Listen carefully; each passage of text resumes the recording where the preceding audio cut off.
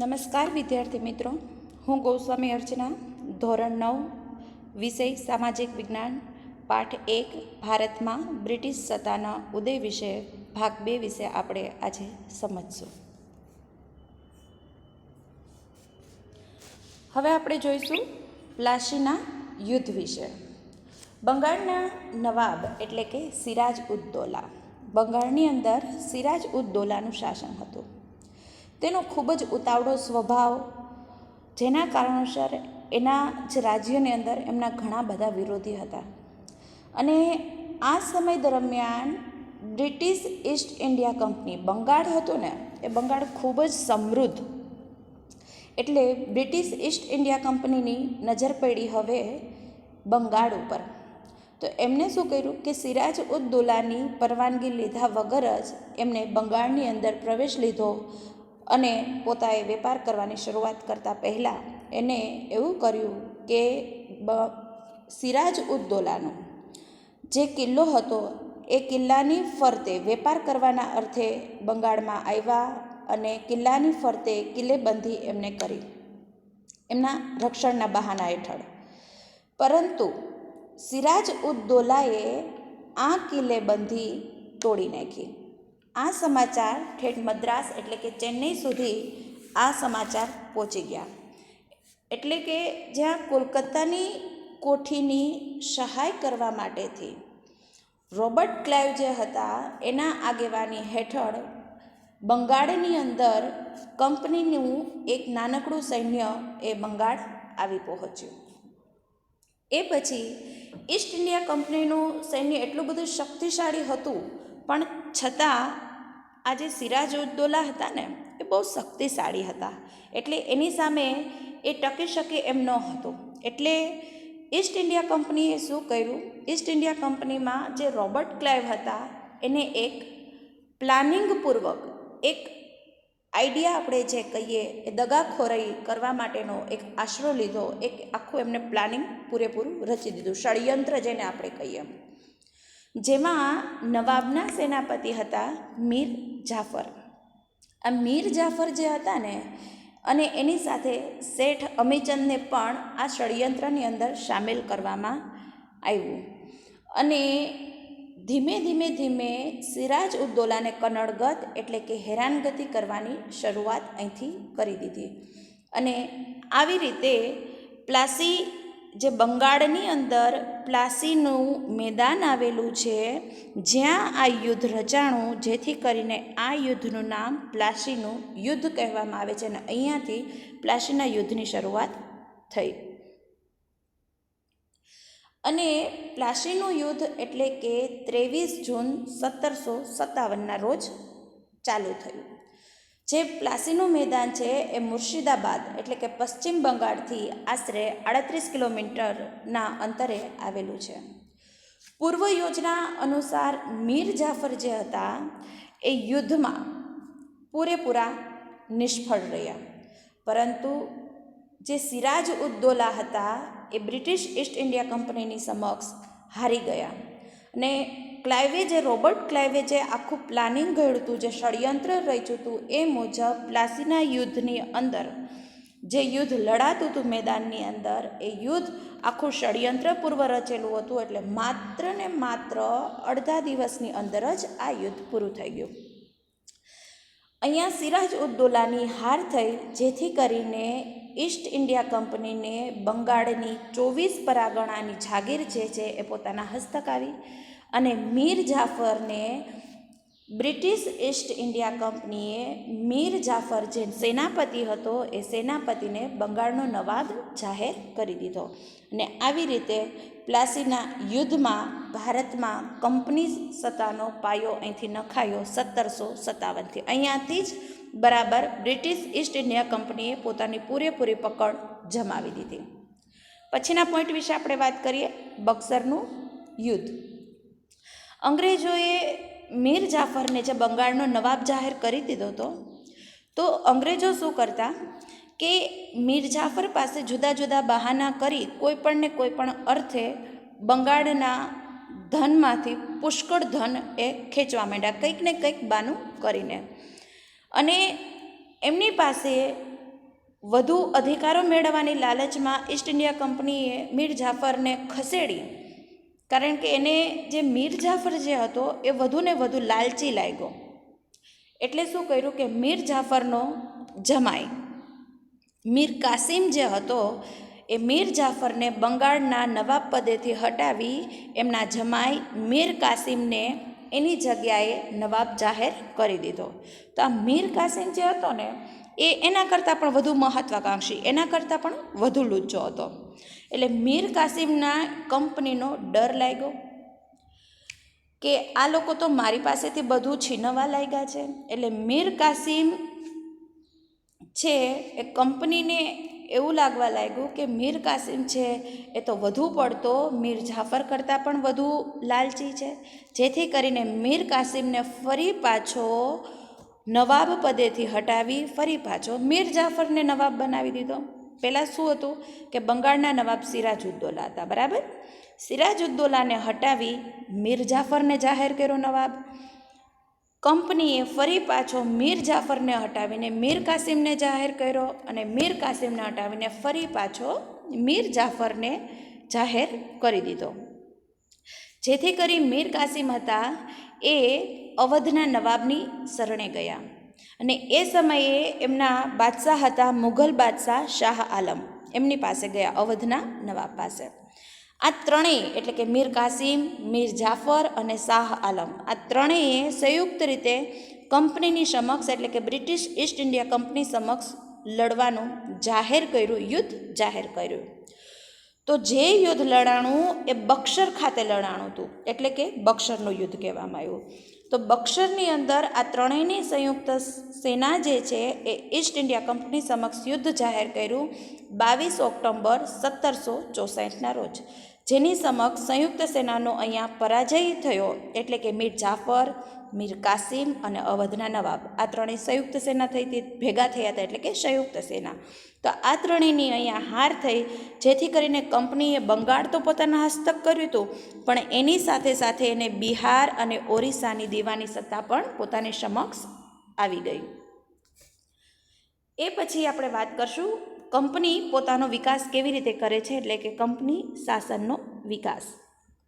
અંગ્રેજ સરકારે જે નિયામક ધારો પસાર કર્યો ઈસવીસન 1773ની અંદર, જે કાયદા પ્રમાણે બંગાળના ગવર્નર હતા એને ગવર્નર જે બનાવ્યા કંપનીના વ્યાપારી રાજકીય હિતો માટેથી, અને જે કંપનીના સીધા અંકુશમાં એટલે કે એના નેજા હેઠળ, એના નેતૃત્વ હેઠળ કામગીરી કરી શકે એટલા માટેથી મુંબઈ મદ્રાસના ગવર્નર, પ્રથમ ગવર્નર નીમવામાં આવ્યા કાઉન્સિલને. ક્રમ ટુ ક્રમ ગવર્નર આવશે, પ્રથમ ગવર્નર નીમવામાં આવ્યા કાઉન્સિલ. અને આ રીતે વોરન હેસ્ટિંગ્સ એ પછીથી ભારતના પ્રથમ ગવર્નર જનરલ બન્યા વોરન હેસ્ટિંગ્સ. અને એના સમયમાં મરાઠાઓ સાથે એમને પ્રથમ મરાઠા વિગ્રહ કર્યો અને એ વિગ્રહની અંદર મૈસૂરના હૈદર પ્રથમ મરાઠા વિગ્રહ થયો અને એ પછી બીજો વિગ્રહ થયો મૈસૂરના હૈદર અલી સાથે દ્વિતીય મૈસૂર વિગ્રહ.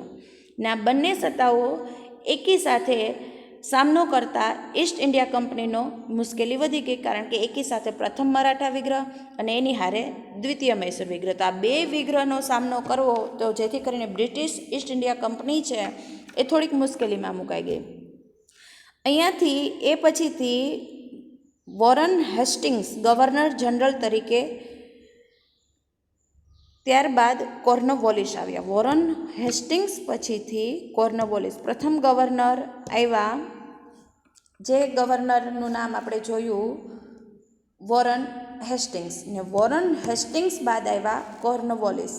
આ કોર્નવોલિસ આવ્યા એ સમયમાં મૈસૂરના વાઘ તરીકે ઓળખાતા ટીપુ સુલતાન. આ પણ એક માર્કમાં પૂછાઈ જાય છે કે મૈસૂરના વાઘ એટલે કે ટીપુ સુલતાન. એ ટીપુ સુલતાન સાથે ત્રીજો મૈસૂર વિગ્રહ થયો અને ટીપુ સુલતાનને હરાવવા માટેથી કંપનીએ મરાઠા અને નિઝામની મદદ લીધી. કારણ કે ટીપુ મૈસૂરના વાઘનું બિરુદ આપવામાં આવ્યા હોય એટલે એ વાઘ જેટલી જ તાકાત ધરાવતા હોય, આખું સૈન્ય એટલું ધરાવતા હોય, એટલે બ્રિટિશ ઈસ્ટ ઇન્ડિયા કંપની એની સમક્ષ ટકી શકે એમ નહોતી. એટલે એને ફરી પાછું અહીંયા ષડયંત્ર રચ્યું અને એને હરાવવા માટેથી મરાઠા અને નિઝામને પોતાની સાથે કર્યા. આ ત્રણેયની સંયુક્ત સેના સામે ટીપુ સુલતાન છે એમની હાર થઈ અને અહીંયાથી ટીપુ સુલતાનને બ્રિટિશ ઈસ્ટ ઇન્ડિયા કંપની સમક્ષ ઝૂકી જવું પડ્યું અને એમની સાથે સંધિ સ્વીકારવાની ફરજ પડી. ત્યારબાદ આપણે વાત કરીએ એ પછીના ગવર્નર આવ્યા સર જ્હોન શોર. પ્રથમ ગવર્નર હતા વોરન હેસ્ટિંગ્સ. દ્વિતીય ગવર્નર એ પછીથી આવ્યા કોર્નવોલિસ અને ત્રીજા ગવર્નર આવ્યા સર જ્હોન શોર. આ સર જ્હોન શોર આવ્યા એ પછીથી આ સર જ્હોન શોર હતા ને એ તટસ્થતાવાદી હતા.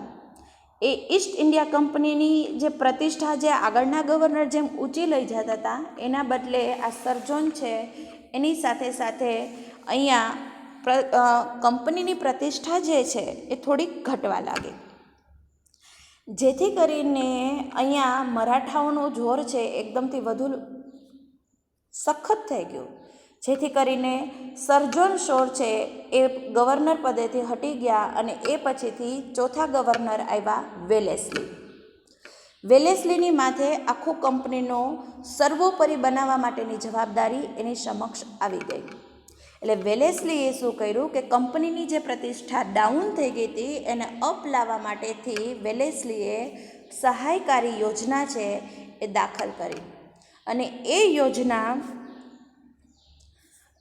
ફરજિયાતપણે દરેકે અપનાવી. જે શરતો આપણે જોઈએ તો પહેલાં આપણે શરતો વિશે વાત કરી લઈએ. તો એ શરતો એમણે કેવી કેવી મૂકી? તો પહેલી શરત એને એવી મૂકી કે કંપની છે એ સરકારે આપેલું એટલે કે બ્રિટિશ ઈસ્ટ ઇન્ડિયા કંપનીએ પામેલું તાલીમ આપેલું જે સૈન્ય છે એ જ સૈન્ય રાખવું અને યોજનાનો સ્વીકાર કરવાનો. તદુપરાંત રાજ્યના આંતરિક અને બાહ્ય આક્રમણનું પણ સાથે રક્ષણ કરવાનું. બીજી યોજના એવી આપી શરત કે કંપનીએ જે સૈન્ય આપે છે તાલીમ પામેલું એના બદલામાં રાજાઓએ લશ્કરી ખર્ચ અને એને જેટલી આવક ધરાવતો પ્રદેશ એની પાસે જે હોય એ અંગ્રેજોને સોંપી દેવો. ત્રીજી એ આપી કે કંપનીને પૂછ્યા વગર, પરવાનગી એટલે કે પૂછ્યા વગર રાજ્ય કે અન્ય રાજ્ય સાથે યુદ્ધ પણ નહીં કરવાનું અને સંધિ એટલે કે મૈત્રી કરાર પણ નહીં કરવાના. ચોથી આપી કે રાજ્યના જે દરબાર ભરાય એની અંદર ફરજિયાતપણે એક અંગ્રેજી પ્રતિનિધિ રાખો, જેથી કરીને રાજ્યની અંદર શું હલચલ છે, શું કામગીરી થવાની છે, શું નથી થવાની, એ તમામ કામગીરી એને ખબર પડી જાય, જેથી કરીને કંપનીને પૂરી જાણ મળી જાય.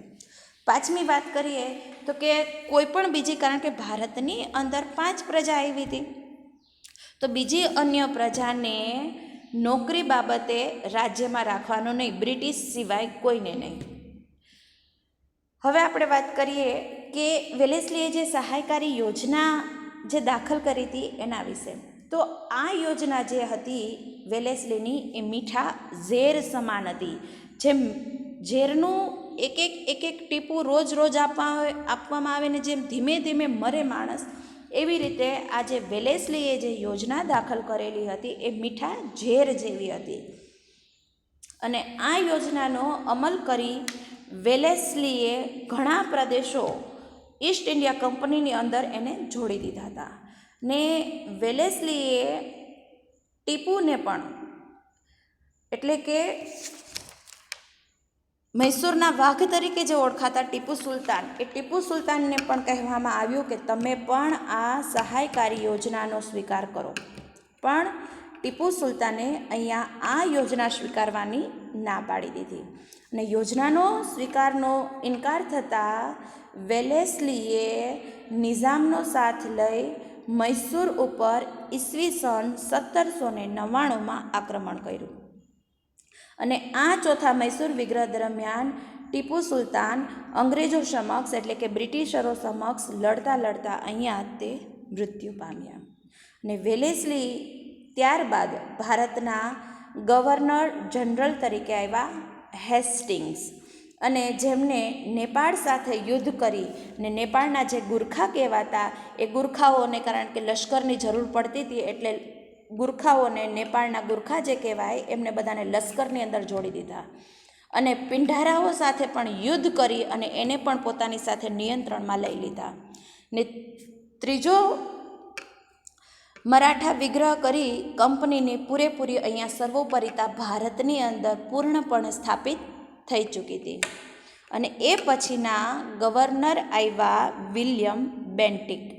આ વિલિયમ બેન્ટિક જે હતા એ જે આગળ બધા જે ગવર્નરો આવી ગયા એના કરતાં ઉદાર ગવર્નર, એટલે કે થોડા સારા ગવર્નર હતા, જે ઉદાર સ્વભાવ જે આપણે કહીએ એવા હતા, ઉદાર દિલના કહેવાય એમ. અગાઉના ગવર્નર જનરલોએ જે સામ્રાજ્યવાદી જે નીતિ અપનાવી હતી કે કંપનીનું સામ્રાજ્ય વધે, બધા પ્રદેશો પોતાના હસ્તક કરી લેવા, અને જે લોકોમાં જે અસંતોષ ઊભો થયો હતો એ અસંતોષમાં એકતા ઊભી ન થાય એ માટે એને ઉદારતાવાદી વલણ અહીંથી અપનાવ્યું. અને ભારતમાં ગવર્નર જનરલ તરીકે છેલ્લા આવ્યા ડેલહાઉસી 1848ની અંદર. આ ડેલહાઉસીની ઉગ્ર સામ્રાજ્યવાદી, ખૂબ ઉગ્ર સ્વભાવનો એ હતો કે કોઈ પણ ભોગે કંપનીની અંદર બધા ભારતના પ્રદેશો જેટલા સમૃદ્ધ છે એ કંપનીની અંદર જોડાઈ જવા જોઈએ. આવો ઉગ્ર સામ્રાજ્યવાદી માનસ મન ધરાવતો હતો એ, જેથી કરીને અહીંયા સામ્રાજ્યવાદી નીતિને પૂરેપૂરી પોષવા માટેથી, સંતુષ્ટ કરવા માટેથી, કંપનીનો રાજ્ય વિસ્તાર વધારવા માટેથી ડેલહાઉસીએ 3 શબ્દો અપનાવ્યા, જેવા કે જીત, જપ્તી અને ખાલસા નીતિ. જીત એટલે કે કંપની કોઈ પણ સાથે યુદ્ધ કરે એમાં પૂરેપૂરી જીત એની જ હોવી જોઈએ. તમે પ્રેમથી નથી સોંપતા કોઈ પણ પ્રદેશ તો એ જપ્ત કરી લેવું, બળજબરીપૂર્વક જપ્ત કરી લેવું, અને જે કોઈ પણ સમૃદ્ધ જેટલા પ્રદેશો પોતાના હસ્તક છે એને ખાલસા કરી નાખવા. એટલે ડેલહાઉસીએ આ પૂરેપૂરા 3 શબ્દ ઉપર ફોકસ, જેને આપણે કહીએ જીત, જપ્તી અને ખાલસા નીતિ, પૂરેપૂરી અહીંયા ડેલહાઉસીએ અપનાવી. હવે જુઓ, અહીંયા આપણને ડેલહાઉસીએ જે કયા પ્રદેશો ખાલસા કર્યા એનો ચાર્ટ આપેલો છે. તો પહેલી રો ઉપર નજર કરો, જેમાં આપ્યું છે યુદ્ધ દ્વારા ખાલસા. તો યુદ્ધ દ્વારા એમને પ્રદેશો ખાલસા કર્યા પંજાબ અને પેગુ.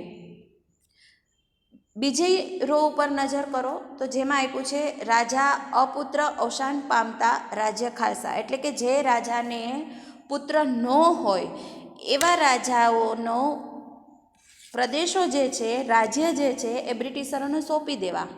કારણ કે એનો પોતાનો ખુદનો દીકરો હોય એટલે અપુત્ર અવસાન પામેલા છે એ રાજ્ય બધા બ્રિટિશરો સમક્ષ જતા રહ્યા, એટલે કે કંપનીમાં જોડી દીધા. જેવા કે સતારા, જૈતપુર, સંબલપુર, ઉદયપુર, ઝાંસી, બઘાત અને નાગપુર.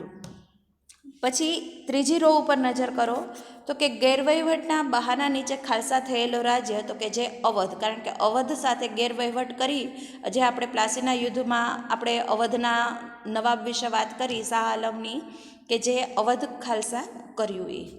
પછી જોઈએ તો કરજની ઉઘરાણી તળે ખાલસા, એટલે કે કંપનીએ કરજ આપ્યું છે અને એ જમા નથી કરી શક્યા, જે રાજ્ય હતું નિઝામનો વરાડ પ્રાંત. અને છેલ્લી આપણે જોઈએ કે નામ માત્રની સત્તાનો અંત લાવી દીધા એવા રાજ્ય, તો કે કર્ણાટકને તાંજોર, કે જેની સત્તાનો પૂરેપૂરો અહીંયા એને અંત લાવી દીધો હતો. પછી આપણે વાત કરીએ કે ડેલહાઉસી સામ્રાજ્યવાદી તો હતો, પણ એની સાથે સાથે એ સુધારાવાદી પણ હતો. ભારતમાં એમને ઘણા બધા સુધારા, બ્રિટિશરો જ્યારે ભારતમાં આવ્યા ને એ પછીથી ભારતની અંદર ઘણા બધા સુધારા થયા. તો આ ડેલહાઉસી સામ્રાજ્યવાદીની સાથે સાથે સુધારાવાદી પણ કહેવાતો. સામ્રાજ્યવાદી પૂરેપૂરો હતો જ કે એને ભારતને ખાલસા કરી જ નાખ્યું. તો આ બધા આપણે ઉપરના ચાર્ટમાં આપણે જોઈ ચૂક્યા છીએ કે ડેલહાઉસી કેવી રીતે જીત, જપ્તી અને ખાલસા નીતિ અપનાવીને પોતાના હસ્તક કંપનીમાં બધું જોડી દીધું. પણ એને ભારતમાં સુધારો કર્યો. ભારતમાં પ્રથમ રેલવેની શરૂઆત કરાવી ઈસવીસન 1853 મુંબઈ અને થાણા વચ્ચે. આ પણ એક માર્કમાં આવી જાય છે. પ્રથમ રેલવે 1853માં. ત્યારબાદ ભારત અને ઇંગ્લેન્ડ વચ્ચે તાર વ્યવહારની શરૂઆત કરાવી, જાહેર બાંધકામ ખાતાની સ્થાપના કરાવી, અંગ્રેજી કેળવણીની વ્યવસ્થા, ભારતમાં અંગ્રેજી વર્ગ જાણતો ઊભો થયો, અંગ્રેજીની કેળવણી, અંગ્રેજી શિક્ષણ આપવાની શરૂઆત થઈ, અને વિધવા પુનઃવિવાહ ભારતની અંદર આપણે એવી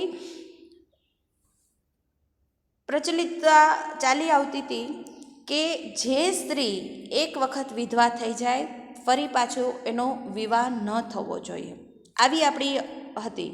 તો વિધવા પુનઃવિવાહ એને ફરીથી શરૂઆત કરાવી કે જે કોઈ પણ સ્ત્રી નાની ઉંમરમાં વિધવા થઈ જાય છે તો એને પણ જીવવાનો અધિકાર છે અને ફરી પાછા એના વિવાહ થવા જોઈએ અને એને એની જિંદગી નવેસરથી જીવવાની શરૂઆત કરવી જોઈએ. એટલે વિધવા પુનઃવિવાહની શરૂઆત કરાવી અને બાળ લગ્ન પ્રતિબંધક ધારા એ સમયમાં એમને પસાર કર્યો, કારણ કે ભારતની અંદર દીકરી 12 કે 13 વર્ષની થાય એટલે એમના લગ્ન કરી દેવામાં આવતા, કે જે દીકરી હજી માત્ર ઘરના આંગણામાં રમતી દેખાતી હોવી જોઈએ એ દીકરીને આપણે માથે જવાબદારીનું પોટલું સોંપી દેતા અને બાળ લગ્ન કરાવી દેતા. તો અહીંયા એ ધારો પણ ડેલહાઉસીએ પસાર કર્યો અને ખૂબ સારા ભારતની અંદર સુધારા એમને કર્યા. ત્યારબાદ આપણે વાત કરીએ કે 1757ના પ્લાસીના યુદ્ધથી શરૂ થઈ અને ભારતની અંદર બ્રિટિશરોનો 100 વર્ષના સમયમાં કંપનીએ પોતાની સત્તા પણ સ્થાપી દીધી પૂરેપૂરી અને સામ્રાજ્ય પણ જમાવી દીધું પોતાનું.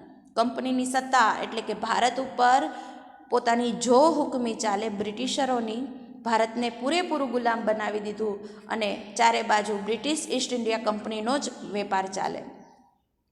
પરંતુ ભારતના રાજ્યોમાં અસંતોષનો સામનો એમને કરવો પડ્યો, કારણ કે લોકોનો તો અસંતોષ ઊભો થવાનો જ છે બ્રિટિશરો પોતાની સત્તા ચલાવે એટલે.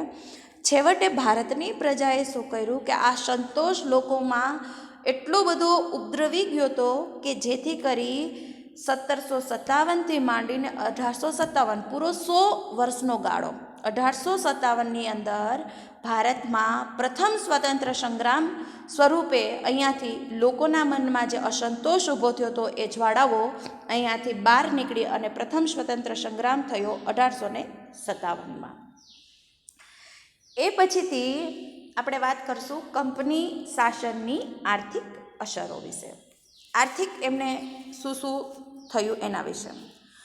તો કંપની શાસનનો આપણે સરવૈયો જોઈએ તો આપણને પૂરેપૂરો ખ્યાલ આવે કે ભારત દેશ જે છેલ્લી સદીઓથી દુનિયાના દેશોમાં જે આર્થિક પૂર્ણ ગૌરવ સ્થાન જે ભોગવતું હતું, જે કંપનીએ 100 વર્ષની અંદર તો ઇંગ્લેન્ડે માટે જે કાચો માલ આપણે પેદા કરનાર કારખાના જે તૈયાર હતા એ તૈયાર થયેલો માલ માટે બજારની ગરજ સારનારો દેશ બનાવી દીધો હતો. જે ભારત અહીંયાથી આપણું તેજાના, મરી, મસાલા, મલમલ કપડું આ જે બધું આપણે મોકલતા હતા એને બદલે ભારતની કફોડી સ્થિતિ અહીંથી થઈ ગઈ.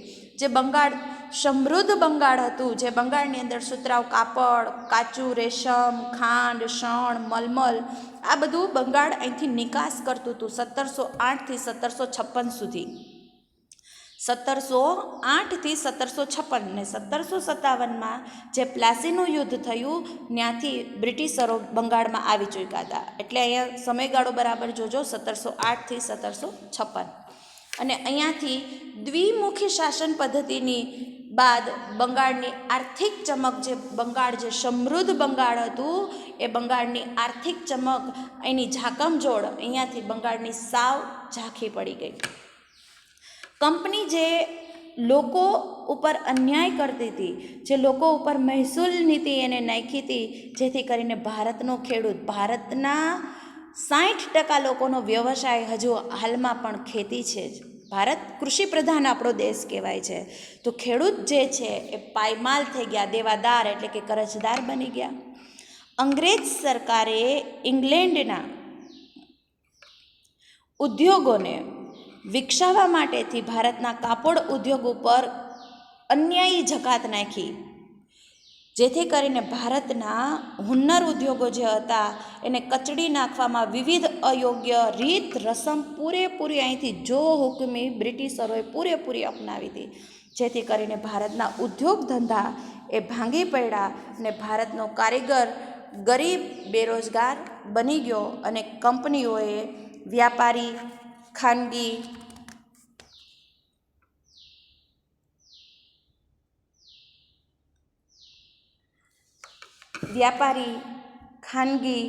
બંગાળના કારીગરો પાસે ટૂંકી મુદતમાં ચોક્કસ જથ્થામાં કાપડ વણી અને પૂરું પાડવાનો કોન્ટ્રાક્ટ લખાવી લેતા કે તમને સમય મર્યાદા ઓછી, એની સામે પૈસાનું વળતર તો કે સાવ ઓછું, આવી રીતે કોન્ટ્રાક્ટ લખાવે કે કોઈ પણ ભોગે ફટાફટ કામગીરી પૂર્ણ કરી અને સોંપી દેવી. જો કારીગર ઇનકાર કરે તો એમને ફટકા મારવાની કે જેલની સજા આપવાની એમને સજા થતી. ને કંપનીના આગમન પહેલાં ભારતના ગામડા જે છે એ સ્વાવલંબી એટલે કે સ્વનિર્ભર, પોતાના ઉપર ભારત સ્વનિર્ભર હતું કે પોતાની જાતે જ બધું માલ ઉપજાવતા, તૈયાર કરતા અને આપણે વેપાર કરતા હતા. જે ભારતના ગામડા જે સ્વાવલંબી હતા એની બદલે આજે ભારતના ગામડા એ સમયમાં પરાવલંબી બની ગયા, પરાધીન થઈ ગયા, સાવ બધું હારી ગયા. અંગ્રેજોના શાસનની અસરથી ગરીબ ભારત દેશ બની ગયો અને પરાધીન થઈ ગયો. ઈસ્ટ ઇન્ડિયા કંપનીના શાસનકાળમાં ભારતમાં મુંબઈ થાણા વચ્ચે પ્રથમ રેલવેની શરૂઆત થઈ. ઇંગ્લેન્ડ ભારત વચ્ચે આગબોટની સેવાની શરૂઆત થઈ અને મુંબઈ, મદ્રાસ, કોલકાતા જેવા મહાબંદરોનો વિકાસ થયો. આટલી પ્રગતિ થઈ. અહીંયા સામાજિક અસરો વિશે આપણે વાત કરીએ તો બ્રિટિશ વહીવટ દરમિયાન વર્તમાનપત્રોના વિકાસથી ભારતની અંદર પ્રજામાં વિચાર, વાણીની સ્વતંત્રતાની ભાવના વિકસી.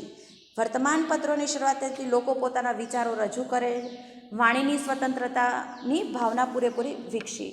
અને આ સમય દરમિયાન ભારતીય સમાજમાં કેટલાક પ્રદેશોમાં કુરિવાજો જોવામાં મળી આવતા હતા, જેવા કે સતી પ્રથા, પુત્રીને એટલે કે દીકરીને દૂધપીતી કરવાનો રિવાજ, બાળ લગ્ન, આવા બધા આપણા કુરિવાજો પડેલા હતા. સતી પ્રથા એટલે કે જે સ્ત્રીનો પતિ મૃત્યુ પામે એટલે એ સ્ત્રીએ પોતાના પતિનું પોતાના ખોળામાં લઈ, માથું પોતાના ખોળામાં લઈ અને પોતે પણ મૃત્યુ પામતી.